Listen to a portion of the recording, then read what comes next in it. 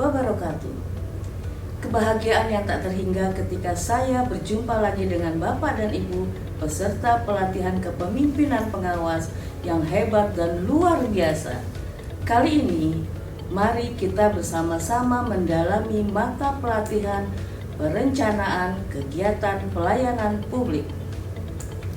Mata pelatihan ini akan membekali Bapak dan Ibu untuk mempunyai kemampuan merencanakan kegiatan pelayanan publik melalui penyusunan dan pengorganisasian tahapan kegiatan pelayanan publik berdasarkan hasil identifikasi unsur-unsur yang terlibat dalam pelaksanaan kegiatan.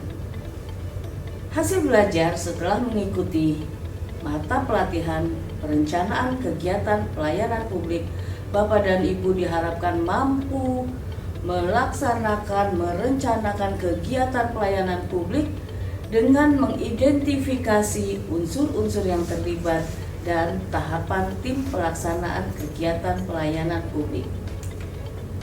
Ada 4 indikator hasil belajar. Yang pertama adalah Bapak dan Ibu mampu menjelaskan kegiatan pelayanan publik. Yang kedua, menjelaskan pengelolaan sumber daya dan penyusunan tim pelaksana kegiatan. Yang ketiga adalah Bapak dan Ibu diharapkan mampu menjelaskan penetapan peran dan strategi komunikasi terhadap pemangku kepentingan atau dengan kata lain terhadap stakeholders kita. Dan yang keempat adalah Bapak dan Ibu mampu menyusun surat keputusan tim kegiatan. Materi pokok yang pertama adalah kegiatan pelayanan publik organisasi. Yang kedua adalah pengelolaan sumber daya dan penyusunan tim pelaksana. Yang ketiga adalah penetapan peran dan strategi komunikasi terhadap pemangku kepentingan. Materi pokok yang keempat adalah penyusunan surat keputusan tim kegiatan. Bapak dan Ibu peserta pelatihan kepemimpinan pengawas, pelayanan publik merupakan salah satu kegiatan penting dan mendasar dalam penyelenggaraan pemerintahan, bahkan dalam penilaian kinerja pemerintah, baik di tingkat pusat maupun daerah. Sebagai salah satu indikator utamanya adalah penyelenggaraan pelayanan publik. Dengan kata lain, Bapak dan Ibu, penyelenggaraan pemerintahan dikatakan baik ketika pelayanan publik yang dilakukannya berorientasi pada kepentingan masyarakat. Sebelum menyelenggarakan pelayanan publik, salah satu kegiatan yang harus dilakukan adalah perencanaan kegiatan pelayanan publik. Perencanaan kegiatan merupakan suatu proses menentukan apa yang ingin dicapai di masa yang akan datang, apa yang ingin dicapai sebagai tujuan dari proses pelayanan publik, dengan tetap menentukan berbagai tahapan-tahapan yang diperlukan untuk mencapai tujuan tersebut. Bapak dan Ibu peserta pelatihan kepemimpinan pengawas, perencanaan kegiatan pelayanan publik harus dilakukan sebagai suatu kegiatan yang terkoordinasi untuk mencapai tujuan tertentu dalam kurun waktu tertentu. Intinya, dengan adanya perencanaan kegiatan yang berkualitas, baik dan benar, sebuah tujuan bisa dicapai dengan baik pula.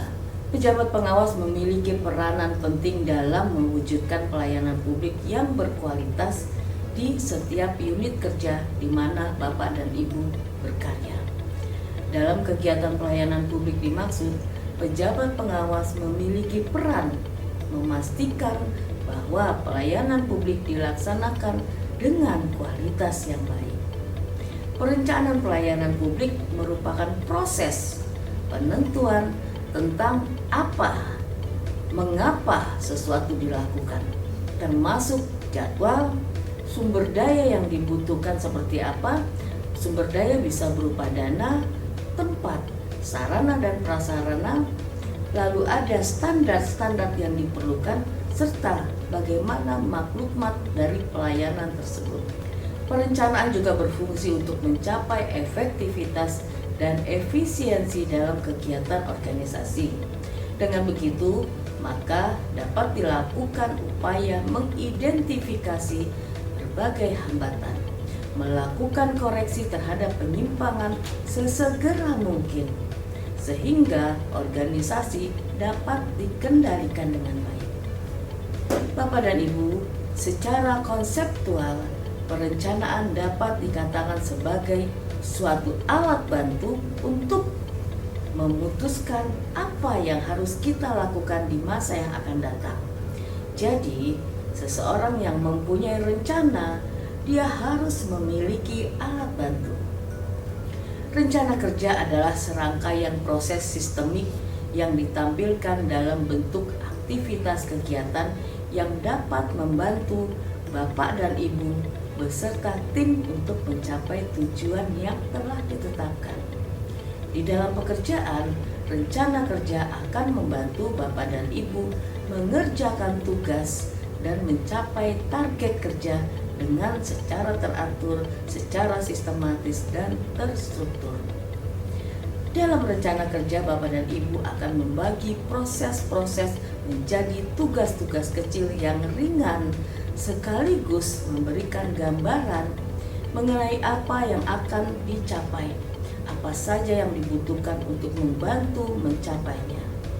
Ingat, pepatah mengatakan bahwa perencanaan yang baik adalah 70% pekerjaan telah dilaksanakan. Dan gagal merencanakan berarti merencanakan kegagalan. Lalu di mana posisi Bapak dan Ibu berada? Posisi tersebut Bapak dan Ibulah nanti yang akan menentukannya. Apakah Bapak dan Ibu menjadi bagian yang 70% tersebut? Apakah Bapak dan Ibu menjadi orang-orang yang telah melaksanakan pekerjaan dengan baik? Atau Bapak dan Ibu menjadi bagian yang 30%, yaitu orang yang gagal merencanakan pekerjaannya.